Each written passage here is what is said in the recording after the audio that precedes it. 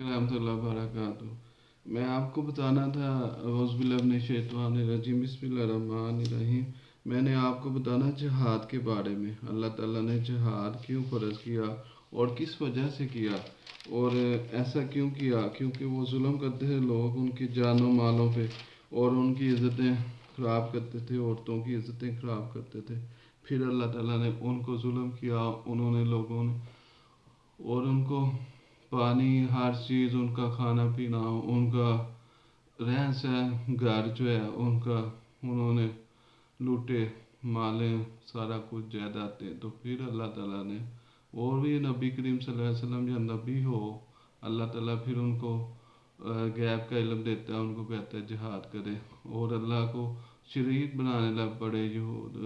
बुतों की पूजा करने लग पड़े अल्लाह ताला को, और जानवरों की पूजा करने लग पड़े बना के। तो फिर अल्लाह ताला, और मौजूद हो नबी, फिर अल्लाह ताला हुक्म देता है। अदरवाइज़ किसी पे जिहाद करना, किसी पे नजायज़ करना, वो कत्ल है। वो कत्ल करने वाला अल्लाह ताला फरमाते हैं वो दोज़की है, उसकी जज़ा जो है ना जहन्नम है, जब वो फोत होएगा उसके बाद जब जन्नत दोज़ख का फैसला किया जाएगा। और अल्लाह ताला कलाम जी फरमाते हैं सूरह बकरा में, औज़ुबिल्लाहि मिनश्शैतानिर्रजीम, बिस्मिल्लाहिर्रहमानिर्रहीम, वक़ातिलू फ़ी सबीलिल्लाहिल्लज़ीना युक़ातिलूनकुम वला तअतदू इन्नल्लाहा ला युहिब्बुल मुअ्तदीन। और अल्लाह की राह में इनसे कताल करो, जो तुमसे कताल करते हो ज़्यादती ना करो, और यकीन अल्लाह ज़्यादती करने वालों को पसंद नहीं करता। क्योंकि जो तुम पे, और उन्होंने पहल उन्होंने की है, और लड़ाइयाँ की हैं, और आपको सताया, बीवी बच्चों की इज़्ज़तें ख़राब की, यतीम मस्कीन बना दिया, उन पे जुल्म किया, कत्ल गारत की, और उनको घरों से निकाला गया। तो फिर अल्लाह ताला के रसूल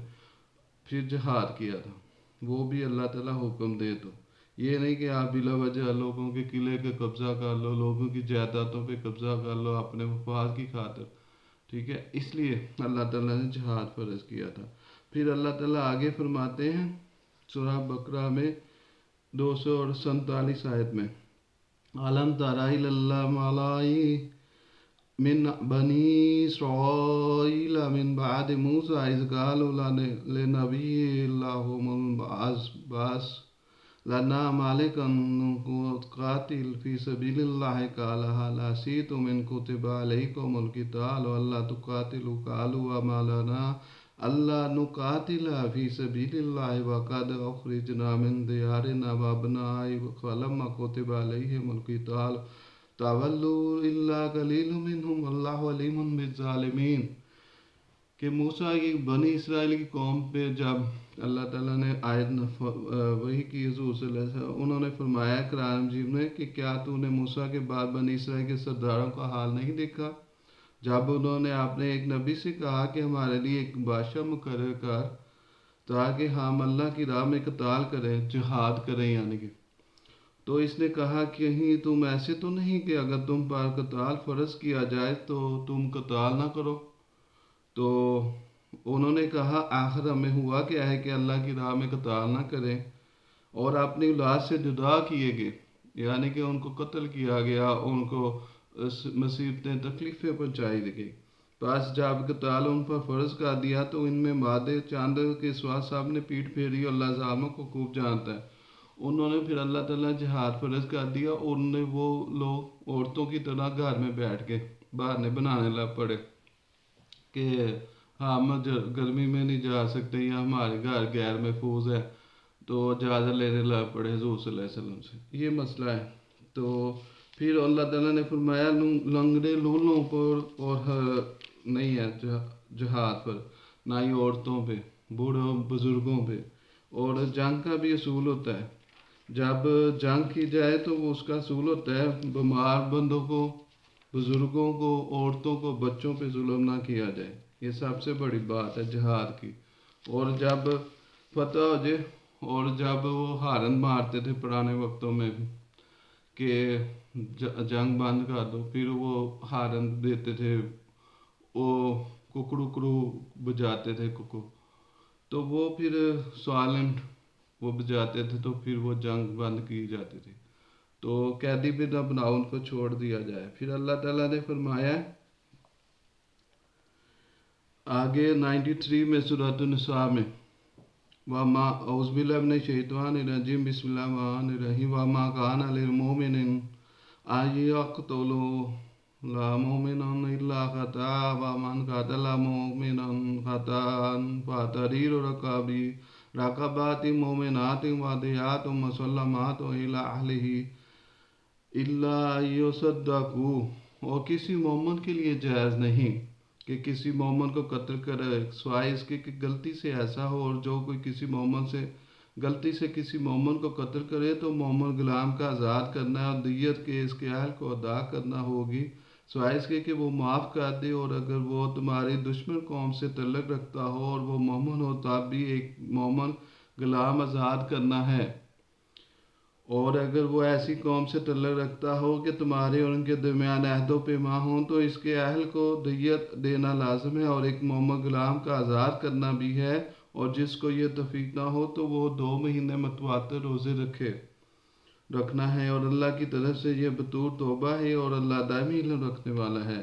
اور جو جان بوجھ کر آگے سنیں اللہ تعالیٰ کیا فرما رہے ہیں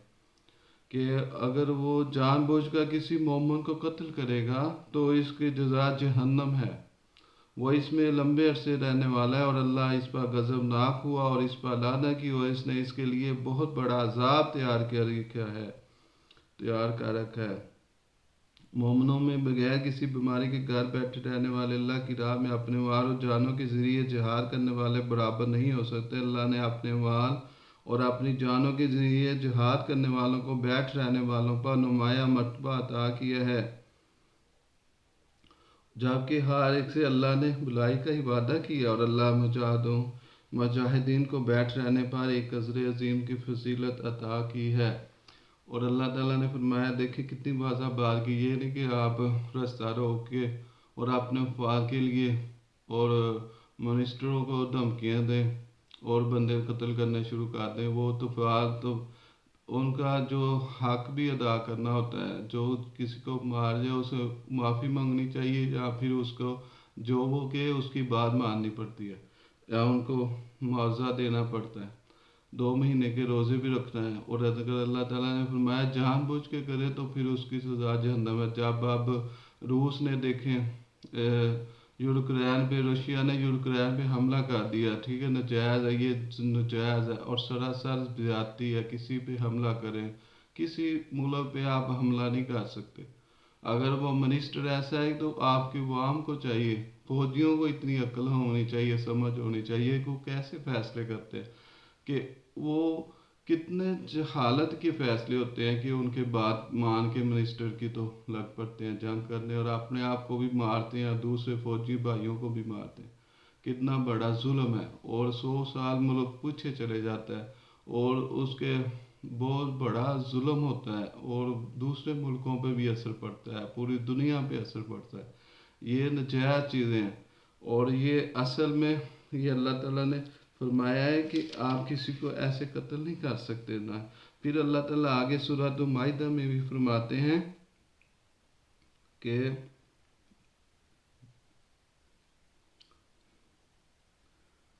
اس لیے ہم نے فرض کر دیا تھا، جب دنیا بنی اسرائیل سے ہم نے وعدہ لیا انہوں نے فرض کر دیا۔ اعوذ باللہ من الشیطان الرجیم بسم اللہ الرحمن الرحیم من اجل ذلك كتبنا على بني اسرائيل انه من قتل نفسا بغير نفس او فساد في الارض فكانما قتل الناس جميعا، اور اسی بنا پر ہم نے بنی اسرائیل پر یہ فرض کر دیا کہ جس نے بھی کسی ایسے نفس کو قتل کیا جس نے کسی دوسرے کی جان نہ لی اور یا زمین میں فساد نہ پھیلایا تو گویا اس نے تمام انسانوں کو قتل کر دیا، اور جس نے اسے زندہ رکھا تو گویا اس نے تمام انسانوں کو زندہ کر دیا، اور یقیناً ان کے پاس ہمارے رسول کھلے نشانہ لے کر آ چکے ہیں۔ پھر اس کے بعد بھی ان میں سے اکثر لوگ زمین میں حد سے تجاوز کرتے ہیں، یہ نہیں کہ اپنے مفاد کے لیے جنگ لڑی جائے، ملک قبضہ کیا جائے، اور یہ ادھر ہر چیز رہ جانی ہے، ہمیشہ کے لیے زندگی نہیں ہے، وقتی طور پہ 60-80 سال 100 سال اور کتنا۔ ایک فوجی بھی مارتے ہیں، ان کو بیوے بچے یتیم مسکین کرتے ہیں، ٹھیک ہے، اور کتنا بڑا ظلم کرتے ہیں۔ ٹھیک ہے، آپ ان کو سمجھائیں، دوسرے ملکوں کو بھی سمجھائیں کہ ان کو روکیں، جنگ کو روکیں، بڑا نقصان ہے اس میں۔ اور جیسے جیسے اب آپ کو پتہ ہی ہے، آپ کے سامنے جو ہوتا ہے ہو رہا ہے، بہت بڑا ظلم ہے۔ یہ نہ ہو کہ اللہ تعالیٰ کا پہلے عذاب آیا کرونا، ٹھیک ہے، اب دوسرا عذاب آ جائے، اللہ تعالیٰ ناراض ہو جائے، آگے ہی بہت لوگ پریشانی میں، دکھ میں، مصیبتوں میں ہیں، مشکلوں میں ہیں، دکھی ہیں،